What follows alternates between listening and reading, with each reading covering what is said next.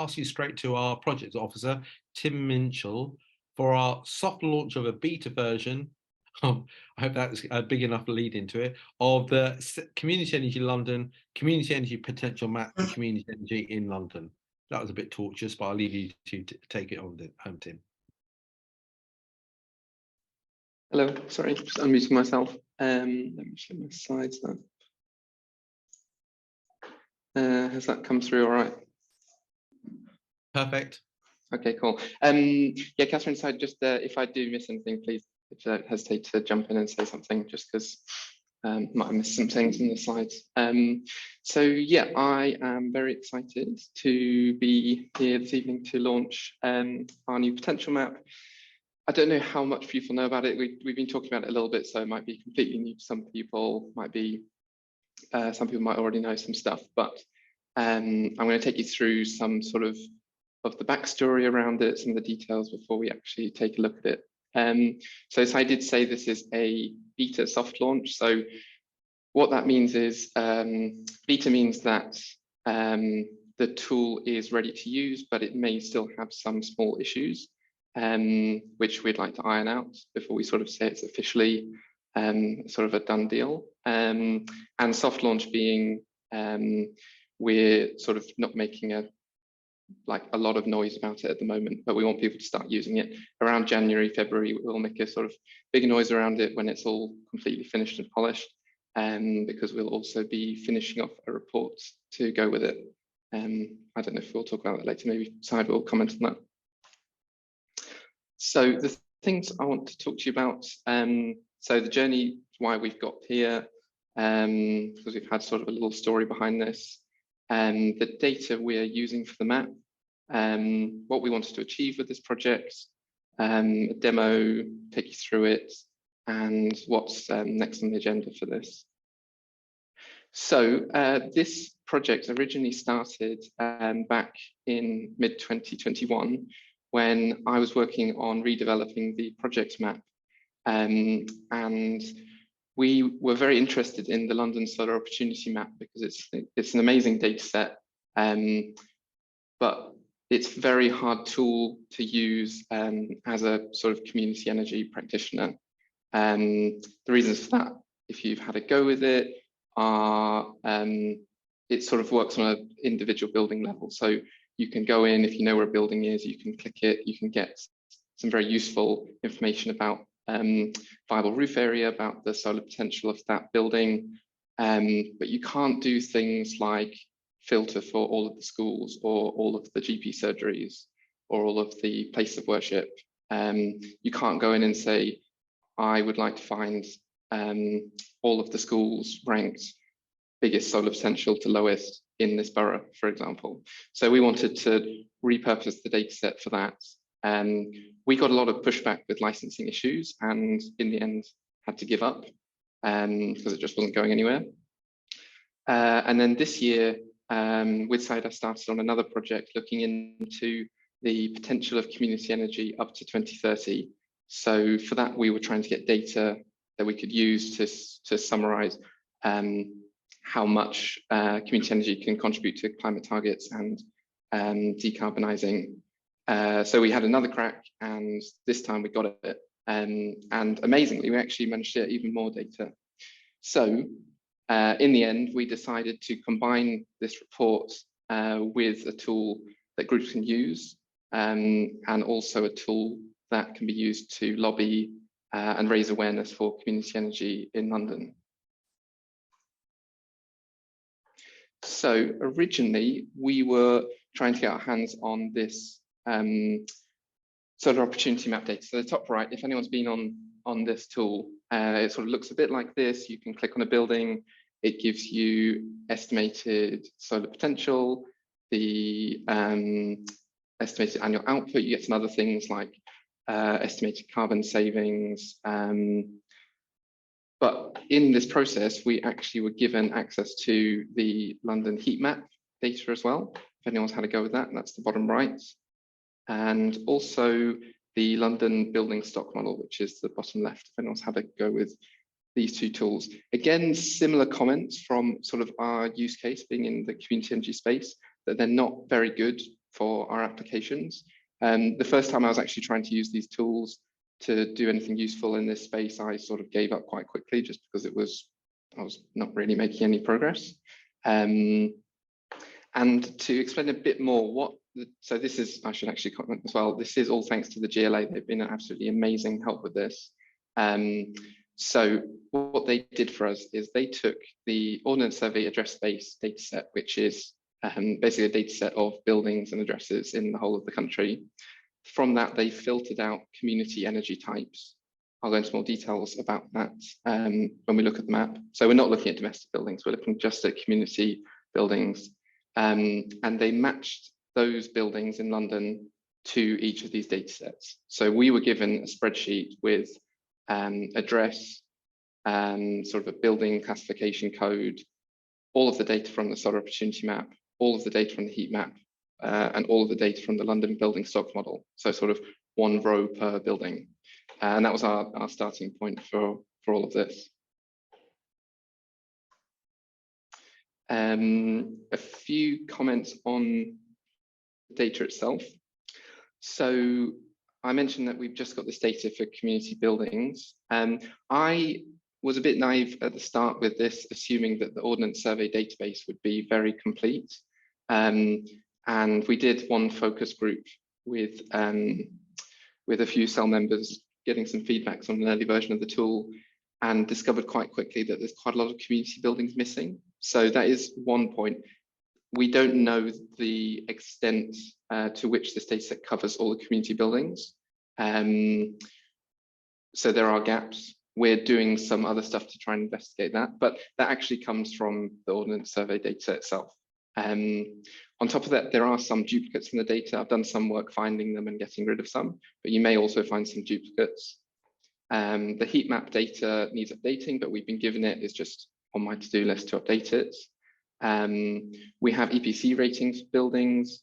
Those are a bit dated now, so around 2017, but we're also working on getting those to be the most up-to-date ones.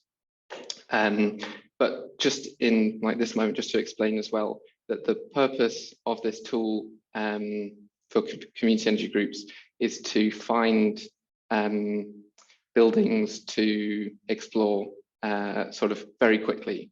The idea is not to provide an accurate figure of heat demand, of solar potential. It's sort of to get indicative figures to be able to rank buildings, to be able to explore in different areas, to then allow groups to go and contact those the people who own those buildings as quickly as possible. Sorry, I think I didn't finish that slide. I didn't want to use that one. So it's the real slide. So with this map, so there's sort of two things we were trying to achieve. So it fits into two sides. So the as a community energy group, I've put a few things here because I want to show how you can do these things with the map. So as a community energy group, I want to be able to find solar potential, heat demand data, energy efficiency ratings for community buildings in my area. So that could be by borough, constituency, or ward. I'd like to be able to sort those buildings by different variables to find the most promising building opportunities. I want to be able to filter by different types of building, and I'd like to be able to export that data. So in our view, this is all of the things that the current tools offered by the GLA don't give community energy groups. And then on the other side, the tool as well, more goes with this report I was talking about, is the tool is also for us as a sort of lobbying tool. So, for example, wanting to be able to see the potential of specific areas, how that varies across London, to sort of find hotspots. So then we can talk with councillors or MPs to sort of get them excited about community energy in their area in a very nice, easy to digest graphic way. And again, to export that data. So you can take it as a spreadsheet to show people, or give it to other people, or allow other people to use that data as well. So that's, I reckon, enough of me chatting about that. It's easier to look at it.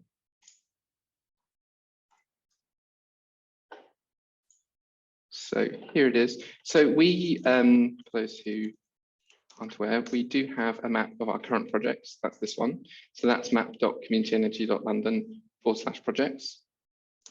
So this map is map.communityenergy.london/potential. Just a little message when you load it saying it's a beta version. To get off that, just click anywhere on the screen. I'll just open another one quickly just in case. So when it loads up, I'll put this thing in the way. So when it loads up, we have boroughs shown on the map here. The boroughs are coloured by the sum of all of the solar potential of the community buildings. That's as a policy sort of lobbying tool for us to find hotspots. So less interesting for community energy groups. The general gist of how to use the tool is you choose the area you want to work on. So let's say we want to work on constituency level. So we can change that up here in the top right corner. If you know where your constituency of interest is, you can click on it. So let's say we're interested in down here. When you click on it, you're zoomed into that area. The buildings are loaded up, and here they're loaded as sort of clusters. So 42 means 42 buildings. So if we zoom in a bit more, they'll start to appear. If you click on one of these markers, you get information about that building. The data is not complete. So just because we have a building address, it doesn't mean we necessarily have all the data. Whenever I show this to people, I end up finding buildings that have no data whatsoever. But so here we go. We've got one community hall. We've got a building category. We've got solar potential data. So that's our estimated installed capacity. We've got our estimated annual output, our estimated viable roof area. We have heat demand and estimated annual, what's this? Peak heat demand and estimated annual heat demand. We've got our EPC rating. If you click this, it will take you to a search on the government website to try and find the latest one. We have in the bottom right corner some just statistics about that area. So the number of buildings, the total potential, and the potential carbon savings.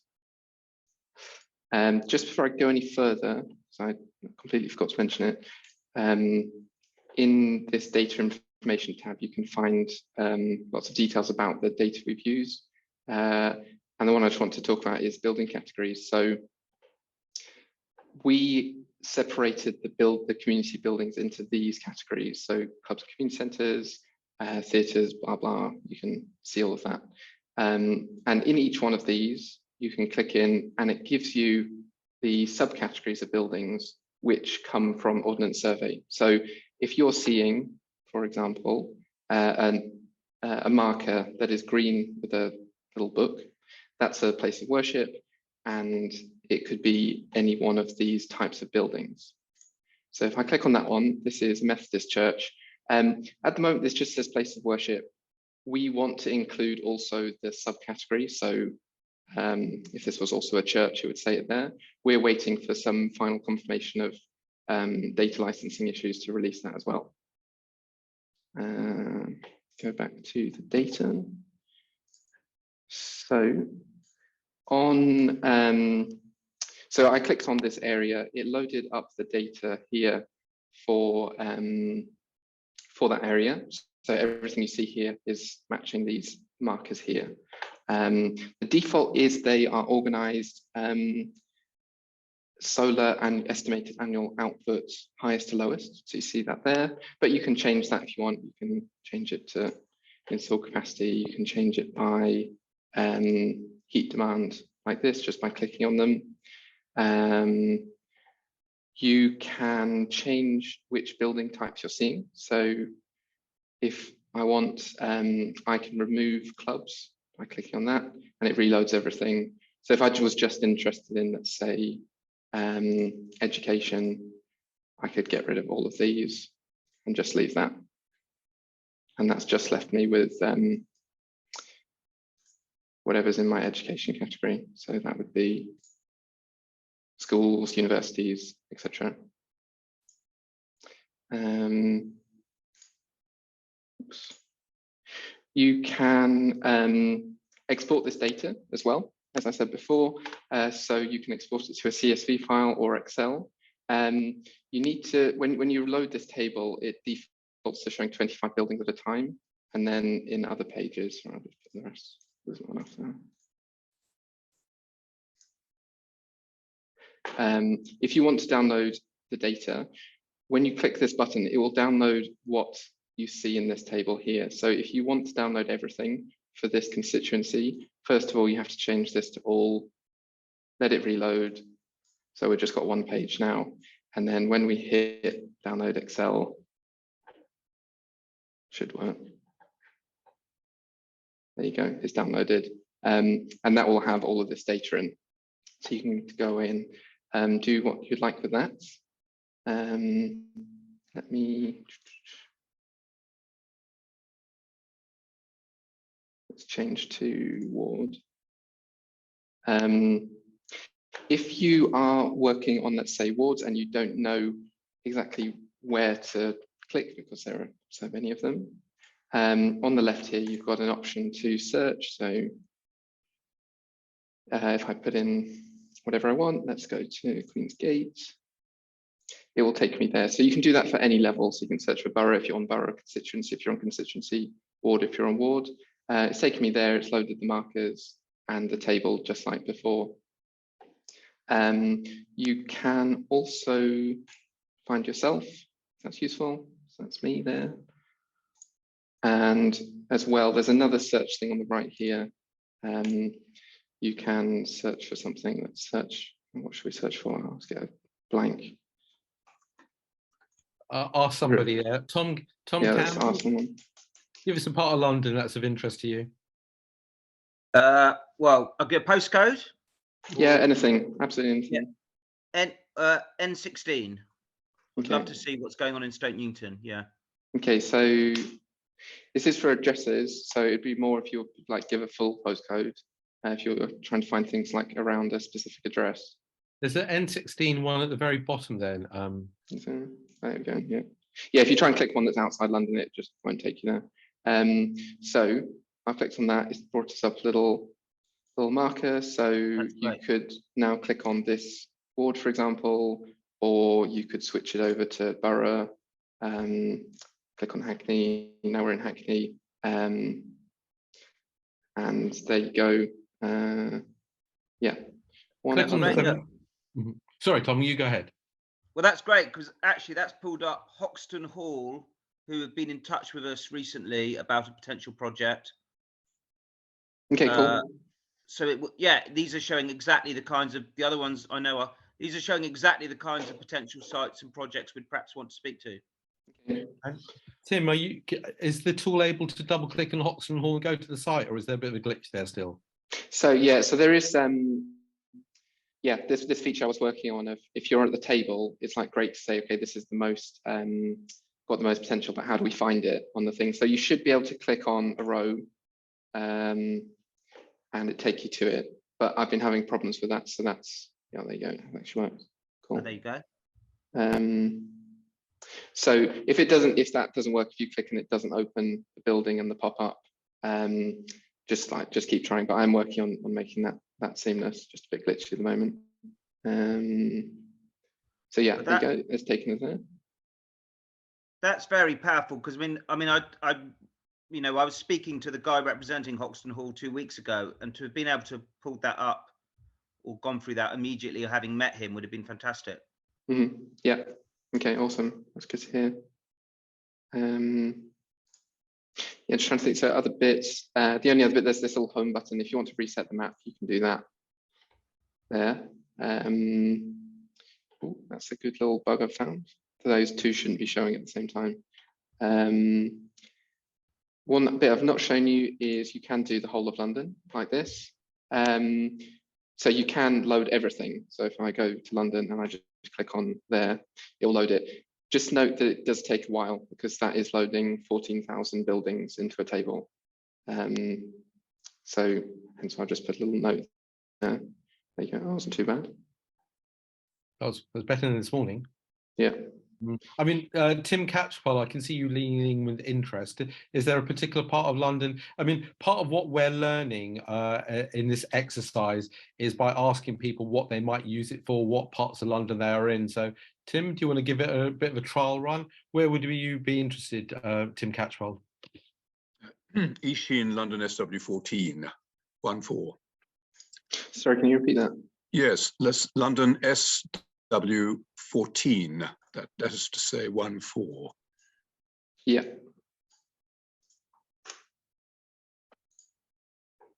There's another Okay. postcode to try in the chat That's box it. as well when you've done that one. Okay, so yeah, I mean, we can click on the borough. So yeah, buildings around there. Oh, yeah. Click on 1 and 2, Tim, just as a for instance. And hopefully Tim Catchpole might recognize them. Yes, I do. Yes. Yeah. No, that's good. Yeah. It's a start. We'd like to see some more things happening, obviously. Thank you. I mean, we would put a caveat around it or a word of warning. Clearly, these numbers are not the ones that would be definitive in terms of any project that you'd like to, develop on a site, but they give you a rough idea using the best data set that's available. And just to say, and Tim might have said, but the data on the solar capacity and output has been developed via LiDAR, which is a kind of flight path over London or satellite data, and then use an advanced modeling that UCL did to cover what the size and shape of the roof is, what the orientation of the roof is, whether or not there's any kind of shading of the roof. So it can't tell you if the roof is safe for solar, but what it can do is on the basis of the site that they can see from a satellite image, take into account a number of different variables that will give you a rough approximation of what the solar potential might be, then go and have the discussion. Right. Yeah. Okay. Thank you. Anybody else want to have a little trial run? Yeah, there's an N17. Yeah. 9EX in the chat. Thank you. So around Tottenham Hale. The shading, that's the potential? I can't quite remember. Yeah, so that's like this. So that's what that's showing is, so it's taken all these buildings and summed up all the potential data we have, and then put them in sort of comparison with all the others to show hotspots. I originally put that in thinking about our report of like when we're going to be putting this into sort of explaining the potential. Anything someone this suggestion wants me to click on? Yeah, I just wanted, this Leila from Living Under One Sun. Hi there. There's been so much development and gentrification in the area. There's about 3,000 new flats in one area. I just wanted to know how that's been recorded in your map and what are the potential in the current building, because there is a whole issue whether or not we want to renovate that building or or create a new community center inside Down Lane Park in Haringey. So I just wanted to know what are the key indicators we should look for. Sorry, are you saying that if these new buildings will be included in the data set? Yeah, I just wanted to know what is already included in terms of all the development that is happening in Tottenham Hale, and what are the intelligence there in terms of what's there. And I can see there is a library or education center, which will be, Harris Academy, and there's another one, but I can't see where. Click on a few more buildings there, Tim, just to help our colleagues. I'm at the community center, which is a pavilion, and we're trying to actually look at cost of doing that or creating new buildings. What's that one? So did you say that you were looking at the potential of a specific building there? Yes. What and how do you spell the name of that building? It's the pavilion inside Downhill Park. It's a Living Under One Sun community hub. Okay. So, yeah. Tim, do you mind? So That's there's 2 points there. So first of all, if it's quite new, it probably won't be in this data set. So we're hoping it will get updated version at some point. There is also the other issue of it's not complete as well. So I just sort of like glanced over it at the start. Apparently, all these buildings, I assume they were all just reported on the survey and they go in the data set, but the way, maybe someone knows much more about this than me, the way they're reported and the, what's the word I'm looking for? The incentives to report them are not that great and they actually vary by borough. So there are sort of some gaps. So it could just be that it's the building's not being reported to this data set. Well, so what is that blue spot? So this is the what we searched. That was just the postcode. Yeah, that's where we are. That's where you are. Yeah, and we're trying to understand what's around it. It doesn't seem there is any information. To click off that, click X that. So there's 2 immediate buildings around there. Can you scroll out a little bit there, Tim? Yeah, I filtered it just so it's on the community ones at the moment. Okay. Public community centres. Do it for every building, first of all. Okay, and then zoom in on that one. So there's a bunch of buildings there. So what's that? Harris Academy, Tottenham. Yeah, that's the one that I've just mentioned to you. That was built 2 years click ago. on another one, Tim. But near the blue one, what's there? Is that the? This one? Yeah. Yeah. This was just the tennis It's courts. a leisure centre. Yeah. So it's This one we don't have any data for. It's basically a football pitch. That's right. Yeah. Yeah. See, the thing is that we've got data on leisure centres. Now, leisure centres can encapsulate a whole number of things. So you could say that, and Gareth, I'm going to ask you to test this in a second because you come to this with a number of different hats on. So I'll ask you to kind of like do a little bit of destruction testing if you don't mind. I've got the map on my other screen actually. Okay. Yeah, go for it. Yeah. So the data that we have is only as good as the data that's collected. So over time, we can add to it, we can amend to it. But the slight problem is that we could have a really brilliant tool with absolutely huge amounts of data, but it would need a full-time person working on it. So what we're trying to do is a snapshot using the best available data sets that are available at the moment. I hope that's clear. Absolutely. I mean, I've already picked up a couple of one absence and one mistaken labelling. Okay. So clearly there's some capability for improvement. Let's put it like that. Yeah. Okay. Yeah. Sorry, Laskari, what were you saying? Leila, how can we help? What can we do? Is that a question for me? Okay, let me come to that at the end in terms of how we're going to use that, Leila, as a lobbying tool. So can you hang on to that question for another couple of minutes, and I'll let one. And Gareth, if you just want to give us a little test on something, give us a post on something else, and any thoughts you might have since you work in the solar industry. Indeed. Right. So just out of interest, I looked into my own borough, Croydon, and then my home village of Sanderstead, which is in the south of the borough. You'll see, if you go into Croydon, you'll see Wallingham just outside the borough to the south, and you'll see a 5 in green.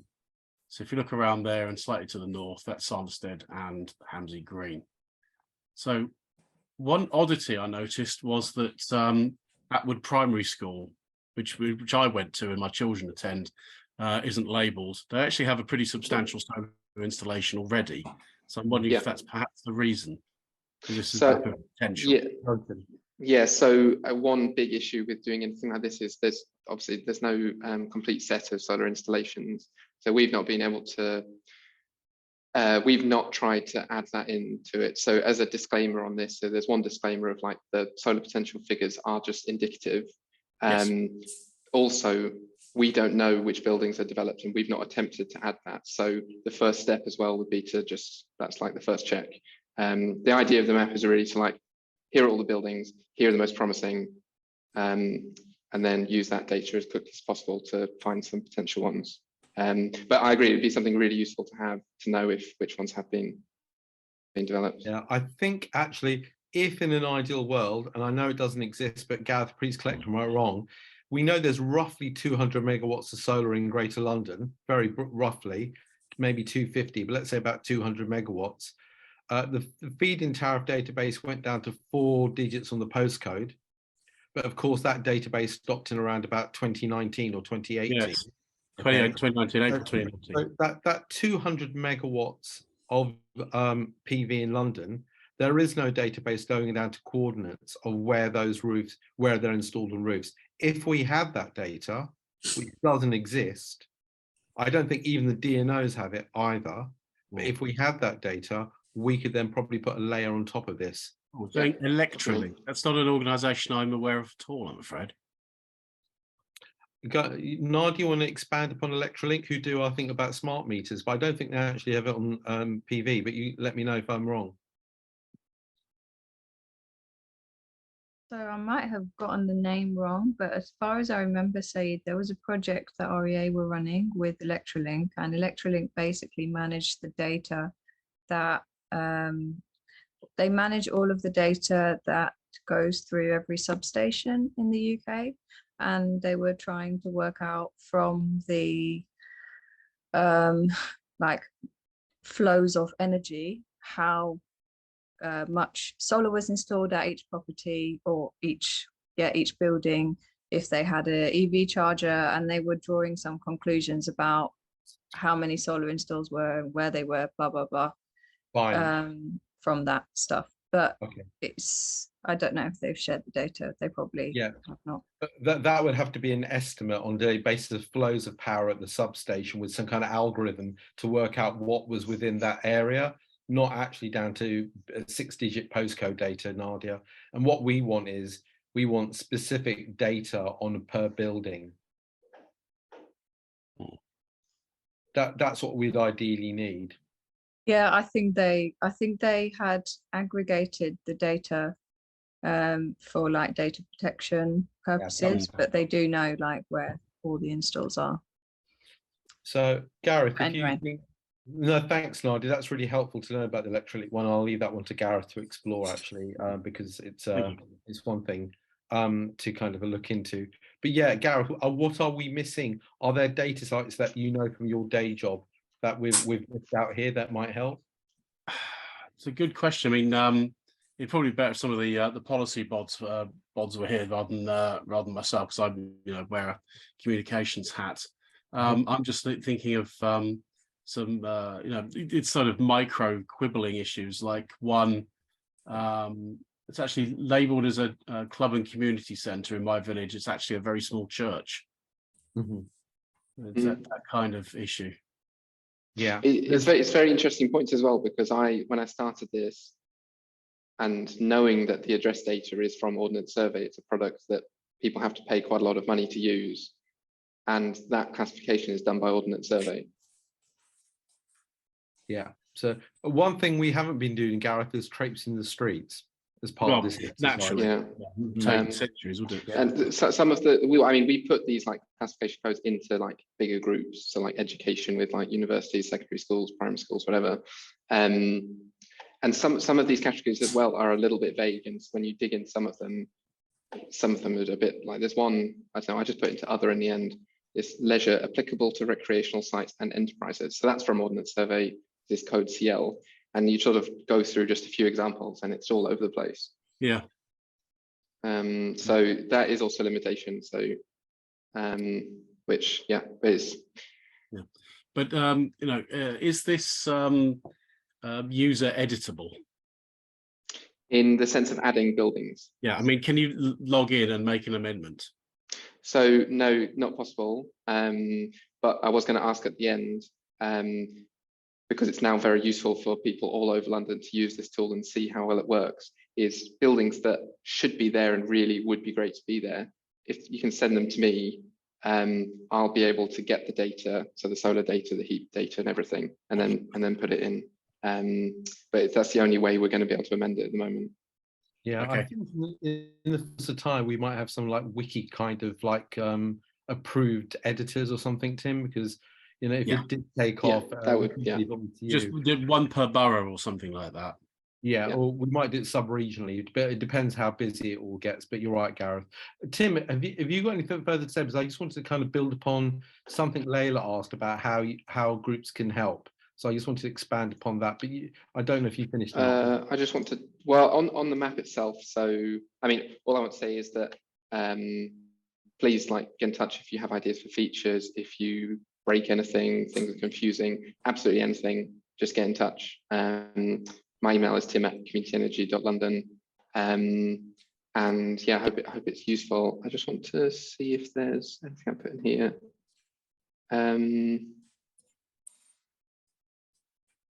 No, nothing there that's not really covered. But yeah, please feel free to get in touch. It'd be great to hear from people using it. Thank you. Just to point out that Nadia also has her hand up side. I beg your pardon, Nadia. Thank you for that as well. That applause there, Tom. It was a huge amount of work by Tim, including some very bizarre conversations with GLA. Nadia, you have a question? Sorry, last question. Just could you elaborate a bit on how the solar potential has been calculated? Yeah, sure. So it's a data set that was made by UCL using all sorts of clever wizardry on their part. Essentially, it's a combination of a 3D model of the buildings in London combined with LiDAR data to assess sort of where the buildings are, what's in shadows, the angles of the roofs, the size of the roofs, and then that combined with a solar model to calculate the solar potential. So the data set they made is sort of for the whole of London, solar potential anywhere. And then we've just been given building combined with the particular value for that building. That's brilliant. Yeah, that's a pretty good ballpark measure, isn't it? Really, especially London-wide. That's pretty extraordinary work, I would have thought. Yeah, and just to say that we talked to the Centre for Sustainable Energy yesterday, Tim and I, and they're looking via Duncan. So thank you for Duncan for putting us in contact with colleagues at CSE. They're trying to do something like this on an England, Wales and Scotland level with a bigger chunk of money than us by quite some magnitude from Innovate UK. And their starting point was LiDAR data as well. The reason we had the ability to jump ahead of them is because the GLA did this LiDAR exercise 2-3 years ago, and then they processed the LiDAR data via UCL. So they'd already taken the raw data and processed it a lot into a form that once they agreed to hand over to us, we could then work with it rapidly.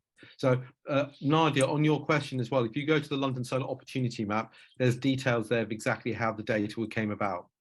But we've not done anything clever to that data. We've taken it and we've mapped it, but we've not added to it in any way by saying, oh, the roof is extended, or we know that the roof is unsafe, or there's been more shading on it. But simply, we're not able to do that. Yeah, but you've told us what the buildings are and made it relevant to us, so that's very useful. Yeah. Listen, I'll wrap this up quickly by telling you what our plans are. So one, as Tim mentioned at the outset, this is a kind of beta version that we're launching tomorrow. And it will be available on our website. As people use it and we get more kind of user feedback, we'll make some tweaks as necessary. We're hoping to do a kind of more fuller launch of it with possibly a bit more data on there around about the beginning of February. And what we're looking to do is we're going to do a lobbying exercise in January, late January, early February, where we'll be writing to every London MP, telling them of the potential for community energy in their constituency and highlighting what the top 10 sites are.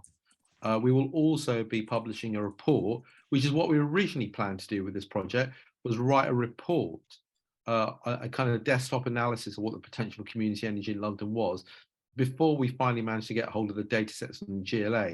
Then we pivoted to work on the map, and then there'll be a narrative report that sits alongside the map that will be finished in January and published in early February. We'll alert everybody to do that because we're hoping to do that in the House of Commons with the newly formed all-party parliamentary group for community energy. So we'll alert people to that. So APPG and community energy, first or second week of February in the House of Commons with the report and also a kind of one-page vision document for community. Just wait, Alice. I think that was a useful contribution from somebody there, I think. And yeah, so that's hopefully our plan. We'll build upon this in January when we've got some more information. But I mean, Tim, you've already mentioned how when you were speaking to your colleague Eva, how when she was made aware of this map, what she asked for. Can you just give that anecdote? Yeah, so when she knew I was making this, she was meeting with some local councillors, and she wanted to take with her some examples of, because she didn't know the area of buildings to talk about, to get them excited and interested. So through this, you can click on your ward, search for your ward, get that, and then export the data and use it as sort of a purpose like that. So on any level, which she was finding very useful. Andy Rolfe's put a big question, because it's something I thought we'd ask this question. Andy Rolfe mentions maybe my lack of understanding. It's not Andy at all, but I can't see primary schools under education. Tim, can you remind me what we found out? That is, I mean, it's a very good point. I'm not actually sure. I'll have to double check on that. It's either these are all the classifications and they sit in one of them, or I've made a big mistake and it's missing. Okay, we'll find out for you, and we'll tweak that. It's a really good point, and that's why we could. Yeah, I think Andy, and this is a really ridiculous question, but are all the primary schools in Ealing academies? Andy's typing fast now. No, most of the community. Okay, well, Andy, leave that with us, and we'll come back to you on that. Catherine, if you can take a note as well, we need to kind of delve into that, because of course I don't see any either. I mean, I had a look in my area and I can't see any of them. Okay. I've already got a note of it, so I'll do it very quickly. Okay. That is actually, it could just be I just completely missed it and didn't pull it out of the data set. Maybe you didn't want to revisit past history, Tim. It's trauma, you know. Exactly. Okay, listen, Tim has been absolutely amazing in taking all this work. And I know by talking to our colleagues at CSE yesterday, I think they were quite amazed that we've managed to do this on a relative shoestring, where they've got a whole bunch of data engineers working on this. Okay, but if you find out as you use the tool, we'll send out the link via an email either tomorrow or early next week. And if you find more things, just as Andy has done, let us know. I think next on our agenda is Paul Forrest. Is that right, Catherine, or am I wrong? Yes, it is. Okay. Ironically, Paul is talking now about, I think, schools. Paul, we will solve the schools issue, because then hopefully we